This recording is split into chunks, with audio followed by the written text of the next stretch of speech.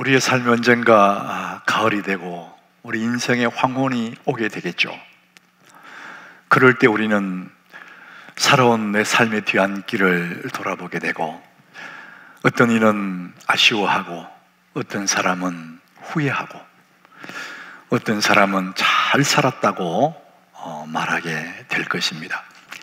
우리는 후회라는 이 단어가 좀 부정적으로 많이 쓰여지거든요. 자기의 잘못된 삶에 대한 감정들이기 때문에.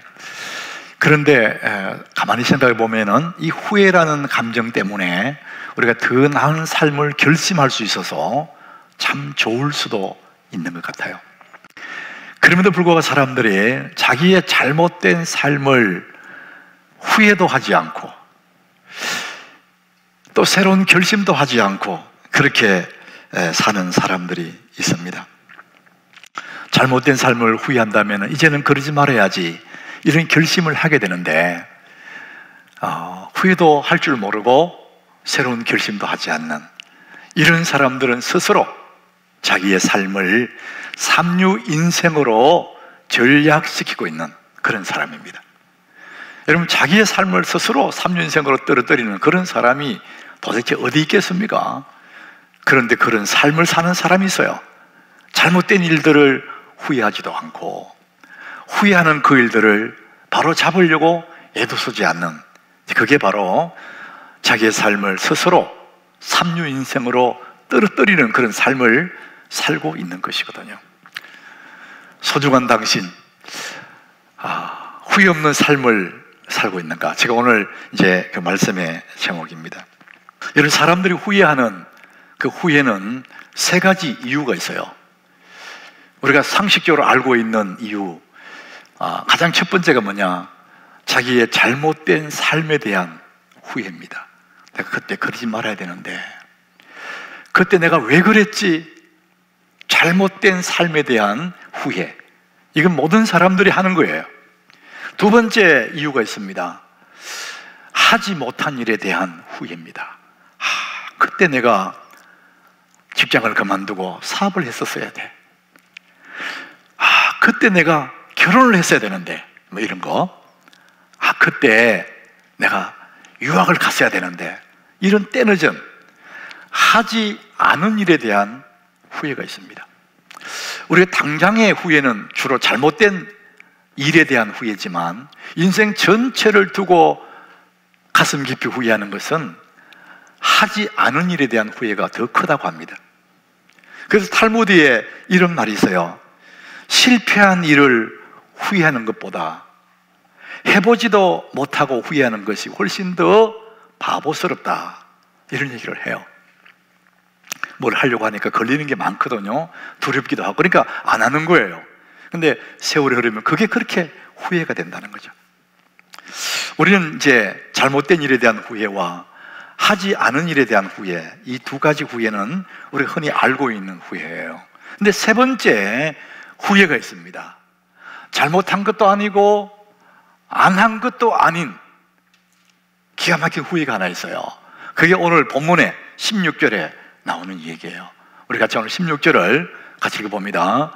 그러므로 우리가 낙심하지 아니하노니 우리의 그 사람은 낡아지나 우리의 속 사람은 날로 새로워지는도다. 자, 여기 우리가 낙심하지 않는다, 이 낙심한다는 것은 후회 그 다음의 삶의 태도잖아요. 그래서 왜 후회하느냐 하면은 우리의 그 사람이 낡아진다는 거예요. 세월이 가면서 몸이 점점 약해지고 병이 들고, 이 그 사람을 보면 후회하지 않을 수가 없는 거죠. 그런데 오늘 16절에 보니까 우리는 후회하지 않는, 낙심하지 않는다는 거예요. 왜? 우리의 속 사람은 날로 새로워지기 때문에. 이게 믿음의 사람들의 해석이에요. 자기의 인생을 믿음으로 해석해 보니까 나는 후회하지 않는다, 난 잘 살았다, 너무나 감사하다, 믿음의 해석인 거죠. 그러나 많은 사람들이 자기의 삶을 돌아보면서 몸이 점점 약해져 갈 때, 우리의 그 사람이 낡아져 갈 때 살아온 삶을 후회합니다. 내가 잘못한 것도 아니고 내가 안 한 것도 아닌데 살고 보면 인생을 너무 서글픈 거예요. 그 해석을 하기 나름입니다. 잘못된 해석은 후회하게 되고 믿음의 해석하게 되면 너무너무 감사하다는 것이죠. 세 번째 해석이 너무 중요한 거죠. 믿음으로 해석을 하느냐 안 하느냐, 그것이죠. 보통 사람들은요, 쉬운 일을 선택해요. 최선을 선택한 것이 아니고 우선 쉽고 재밌는 거, 이런 걸 선택합니다. 당장 눈앞에 이익되는 거, 이런 것들. 그런데 그런 걸 선택하면 반드시 후회하게 되어 있습니다. 그런데 지혜로운 사람은 손쉬운 거, 당장 눈앞에 걸 선택하지 않습니다. 최선을 선택합니다.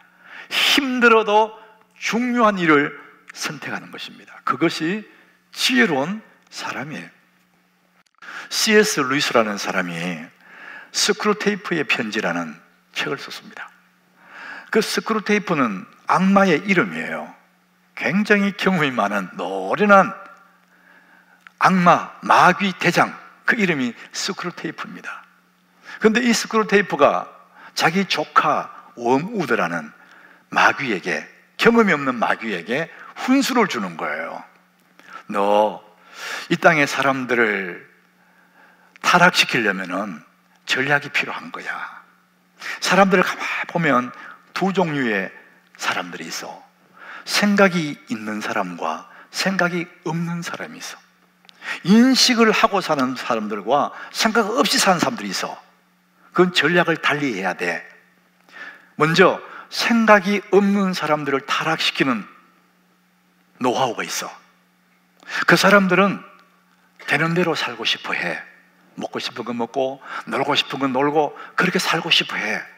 그 사람들 그렇게 살도록 가만히 내버려. 그러면 저절로 망한단다, 이렇게 얘기해요. 굉장히 전략가죠. 이 스크루테이프가 족하게 또 말합니다. 그런데 인식이 있는 사람, 생각을 하고 사는 사람들은 그런 전략으로는 안 돼.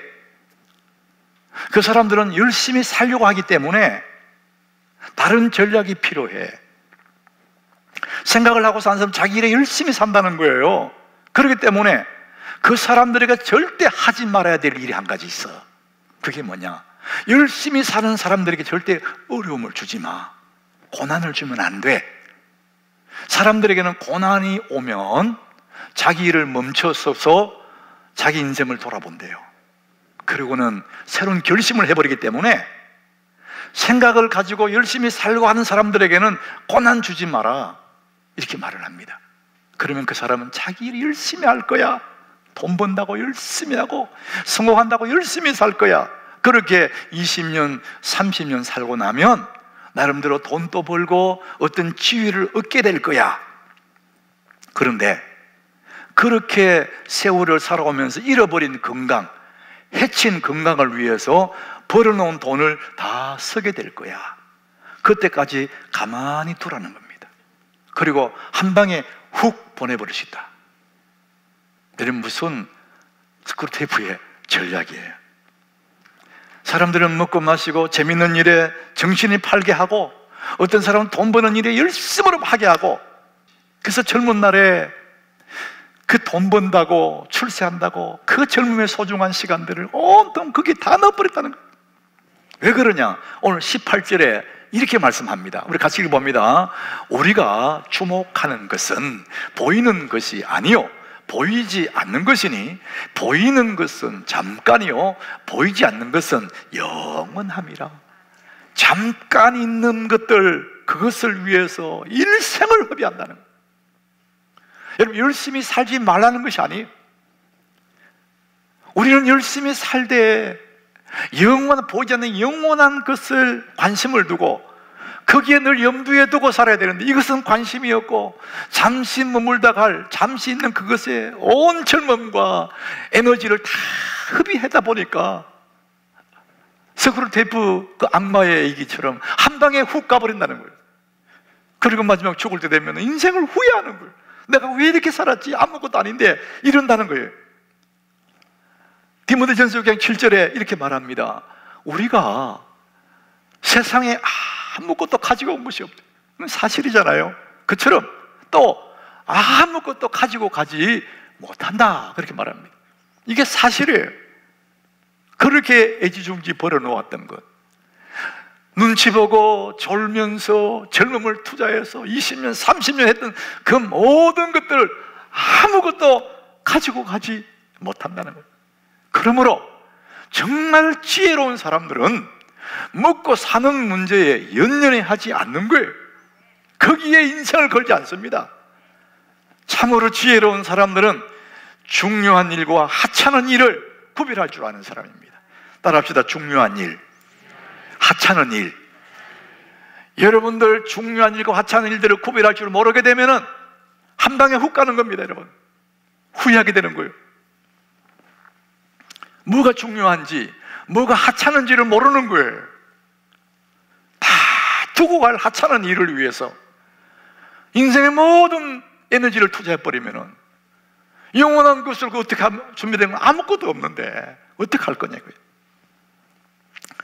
사도 바울은 이 고린도후서를 기록한 사람 아닙니까? 그는 덜 배가 고팠어요. 매를 맞고 감옥에 갇히고 슬펐어요. 거기다가 자기 몸에 병이 들었어요. 너무 슬프잖아요. 감옥 갇히고 배고프고 근데 몸이 병들었어요. 그래서 하나님 앞에 하나님 이 병 좀 고쳐주세요. 병 낫기를 기도해요. 고린도후서 12장 8절에 보니까요, 이것이 내게서 떠나게 가게 하기 위하여, 이것이 뭔가 몸의 병이 병 좀 떠나게 해달라고 내가 3번 주께 간구했대. 1번, 2번, 3번 그런 의미겠죠. 그런데 학자들이 이런 사람이 있습니다. 여기서 3번 기도했다 그 말이, 1번 기도가 어떤 거냐? 40일 금식 기도라는 거예요. 너무나 절박해서 내 몸에 병이 좀, 하나님 이 병 좀 고쳐주세요. 이 병 좀 떠나게 해주세요. 그렇게 간절히 3번을 기도했대. 그러면은 고쳐줘야 될 거 아니에요. 근데 그 다음 절에 보니까요, 응답이 그게 아닙니다. 하나님 응답이 왔어요. 나에게 이러시기를 내 은혜가 네게 족하다, 이렇게 말씀하시는 거예요. 너 병 있는 채로 살아. 그게 네게는 유익한 거야. 왜냐하면 하나님의 능력이 네 속에 머물러 있는 거예요. 이렇게 말씀하신단 말이에요. 이해가 안 되는 거예요. 얼마나 낙심이 되겠어요. 하나님이 어떻게 이럴 수 있냐, 이렇게 생각할 수 있잖아요. 그런데 바울은 그렇게 생각하지 않습니다. 낙심하지 않는다는 거예요. 왜? 오늘 17절에 이렇게 말씀합니다. 우리 같이 읽어봅니다. 우리가 잠시 받는 환난에 경한 것이 지극히 크고 영원한 영광에 중한 것을 우리에게 이루게 함이니. 지금 내가 받는 배고픔과 어려움 당하고 몸이 아픈 것, 이것은 환난에 경한 것, 가벼운 거라는 겁니다. 지극히 크고 영원하고 중요한 것이 있는데 그게 뭐냐? 하나님이 그것을 내 삶에 우리에게 이루게 합니다. 나는 이해할 수 없지만은 나는 병 낫기를 기도했는데 하나님의 중한 것이 내게 이루어지기를 원하셨다. 하나님의 뜻이 있었다는 거예요. 사도 바울은 그것 때문에 병이 안 고쳐져도 오히려 도리어 기뻐하고 낙심하지 않았다는 겁니다. 왜냐? 내 병은 안 나아도 내게 하나님의 중한 뜻이 이루어지기 때문에 그렇습니다. 여러분이 오늘 지금까지 뭔가를 기도했는데 그것이 내 생각대로 안 됐다 할지라도 여러분 낙심하지 마시기 바랍니다. 기도한 이후에는요, 가장 유익하게 하나님이 역사합니다. 나는 이렇게 되기면 좋겠다고 생각했지만 하나님은 더 유익하게 저렇게 하신단 말이죠. 여러분, 기도한 후에는 걱정할 것 아무것도 없습니다. 왜냐? 더 중요한 일들이 내게 이루어지기 때문에 그렇습니다. 정말 여러분들, 우리가 후회 없는 삶을 살고 싶습니까? 그러면 이것을 생각하셔야 돼요. 뭘 생각해야 되느냐? 끝을 생각해야 됩니다. 제가 하남교회에 처음 와서 첫 번째 설교했을 때가, 저는 모세의 마지막 장면을 가지고 설교했어요. 후회 없는 인생을 위하여. 다른 말로 하면 끝이 아름다운 사람이에요. 저는 그때 그 심정으로 지금 살고 있는데 늘 제가 기도합니다. 하나님, 내 끝이 아름답기를 원합니다. 하나님 교회들과 내가 만났을 때 그때 그런 모습으로 내가 끝날 때도 정말 좋은 모습으로 끝나기를 원하고, 내가 이 세상 마지막 떠날 때도 정말 멋지게 떠나기를 주님 원합니다. 끝이 아름다운 사람. 여러분, 우리가 정말 후회 없는 삶을 살려면요, 늘 끝을 생각하면서 사셔야 돼요. 사람들이 시작은 다 좋아요. 만날 때는 다 신사하고 숙녀처럼 만나요. 근데 끝날 때 끝이 안 좋아. 상처 주고 상처받고 욕하고 시험 들고. 정말 여러분, 우리가 후회 없는 인생을 살려 그러면 늘 끝을 생각하면서 살아야 되는 거예요. 오늘 제 고린도후서 5장 1절까지 했거든요. 5장 1절에 우리 같이 읽어봅니다. 만일 땅에 있는 우리의 장막집이 무너지면 하나님께서 지으신 집, 곧 손으로 지은 것이 아니요 하늘에 있는 영원한 집이 우리에게 있는 줄을 아느니라. 우리의 삶의 끝자락을 얘기하는 거예요. 이 끝을 생각하면서 살면은요, 오늘의 삶이 굉장히 풍요롭습니다. 교만하지 않을 수가 있고요, 절제가 되고요, 끝을 생각하면서 사는 거예요. 우리의 육신의 장막이 무너지면, 땅에 있는 이 몸을 말합니다. 세월이 가면 낡아지고, 세월이 가면 힘이 없어지고, 당연하죠. 병들고 이곳저곳 아파요. 근데 이 장막집이 무너지면은 하나님이 영원한 집을, 하늘에 있는 영원한 집을 우리에게 있게 하시는 줄을 안다는 겁니다. 끝나는 것이 아니라 새로운 옷을 입는 거예요. 영원한 신령한 몸을 입게, 그것을 우리는 알게 된다는 것입니다. 아느니라. 영원한 집이 우리에게 있는 줄을 아느니라. 그래서 여러분, 안다는 것은, 이것은 지식이잖아요. 여러분, 이 안다는 것은 몇 가지 뜻이 있는데, 가장 우리가 쉽게 말하는 안다는 것은 지식인데, 배워서 아는 것, knowledge, 지식이죠. 경험으로 아는 것, experience, 경험으로 아는 것. 근데 이 두 개가 알미잖아요. 경험으로 알고 배워서 알고. 그런데 또 하나의 알미 있는데, 오늘 본문에서는 다른 알을 말합니다. 경험도 아니고 배운 것도 아닌데 안다, 이렇게 말하는 거. 어떻게 아느냐? 그것은 직관적인 계시입니다. 다른 말로 하면은 믿음으로 아는 거예요. 한 번도 천국 가본 적이 없어요. 그건 우리가 가본 적이 없는데 어떻게 경험할 수 있습니까? 그러니까 이것은 믿음으로 아니고는 알 수가 없어요. 근데 예수를 구주로 믿는 순간 나도 모르게 영원한 집을 알게 됩니다. 경험한 것보다 더 확실히 알게 되고 배운 것보다 더 확실히 알게 됩니다. 이게 믿음으로 아는 것입니다. 여러분, 이 믿음이 너무나 중요한 거예요. 그래서 우리가 후회 없는 삶을 살려고 그러면 끝을 생각하면서 사는 건데, 그 끝에 영원한 집, 우리 아버지 집에 가는데, 여러분, 하나님을 만날 준비가 되어 있느냐 이거죠. 오늘 밤에 집에 가서 가족과 함께 저녁밥을 다 먹고 자리에 누워서 잠들다가 죽었어요. 이 세상을 떠났어요. 만약에 그러면은 하나님 앞에 갈 준비가 되어 있느냐? 여러분, 한번 생각해 보셔야 돼요. 그래서 언제나 우리가 떠날 준비를 하고 살아야 되거든요. 하나님 만날 준비를 하고 살아야 돼요. 고린도후서를, 이 고린도선 사도 바울은 늘 떠날 준비가 되어 있었어요. 그의 떠날 날이 다가올 때에 디모데후서 4장 7절에 자기의 삶을 이렇게 고백을 해요.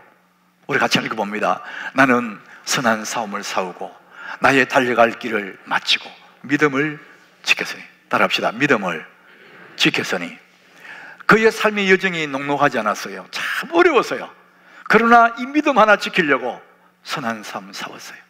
그리고 힘겹게 달려왔어요. 그 마지막까지 믿음을 지켰다는 거예요.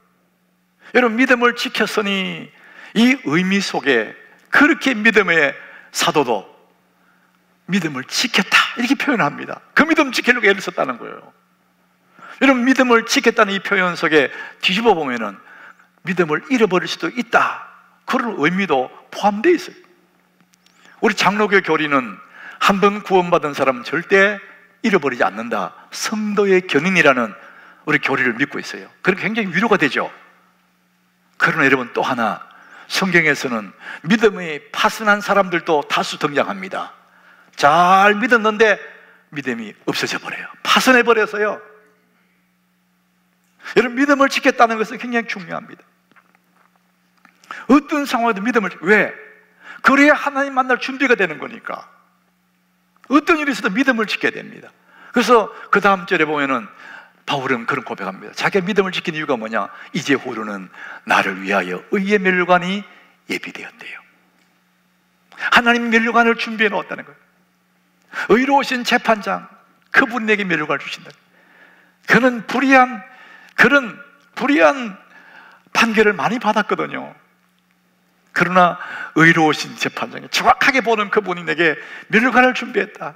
그래서 하나님 만날 준비를 하고 살았다는 거예요. 여러분, 마지막까지 믿음을 지키시길 바랍니다. 믿음을 지켜야 후회가 없는 거예요. 천하 없는 성공을 해도, 천하 없는 것들을 가졌다 할지라도 여러분, 믿음 잃어버리고 나면은 아무것도 아닙니다. 우리가 믿음을 지키는 가장 기본적이고 가장 중요한 일이 있습니다. 어떻게 믿음을 지킵니까? 오늘도 여러분 이렇게 오셔서 예배하지 않습니까? 우리가 평생에 할 일이 뭐냐? 예배하는 것입니다. 여러분, 직장은 그만둘 수 있습니다. 사업하는 거 다 그만둘 날이 옵니다. 그러나 평생에 할 일이 뭐냐? 예배하는 건데, 왜? 예배를 통해서 우리 믿음이 견고해지고 예배를 통해서 믿음이 더 뜨거워지기 때문에 그렇습니다. 아무리 믿음 좋은 사람도 6개월만 예배하지 않으면 불신자와 똑같아집니다. 여러분, 목사도 그렇고 장로님도 그렇고 권사님도 그래요. 6개월 예배 안 드리면 불신자와 똑같습니다. 그래서 우리 총회 헌법에 6개월 동안 교회 출석 안 하는 사람들은 명단에서 뺍니다. 이유가 없습니다. 그건 불신자예요. 여러분, 믿음의 사람들은 예배하게 돼 있고 믿음의 사람은 주님을 사모하게 돼 있는데 예배를 6개월 안 했다, 그럼 믿음 없는 사람이에요. 예배가 사라지면 믿음이 사라져요. 여러분 삶에 예배가 빠져버리면 내 인생은 무의미한 인생이 됩니다. 그래서 여러분, 예배에 여러분 삶을 거시기를 바랍니다. 예배가 그렇게 중요한데 왜 그렇습니까? 고린도후서 5장 1절에 땅에 있는 우리의 장막집이 무너지면 영원한 집이 우리 앞에 다가오기 때문에, 우리에게 인생의 끝을 생각하기 때문에 우리는 오늘도 믿음을 준비하고 그 믿음을 준비하기 위해서 주님을 예배하는 것입니다. 하나님 만날 준비가 되어 있는가? 중요한 첫 번째 이유입니다. 이거 없으면 안 되는 거예요. 뿐만 아니라 내가 세상을 떠나서 하나님 앞에 갈 준비가, 믿음을 준비했다면 이제는 또 우리가 만나는 모든 사람들과 이별의 준비가 되어야 됩니다. 아무 날 떠나도 되는 그런 이별의 준비. 여러분들 왜 사람이 떠나고 난 다음에 울고 불고 합니까? 이별의 준비가 안 돼 있는 거예요. 그리워서 울기도 하지만은 너무 속상해서 울기도 하잖아요.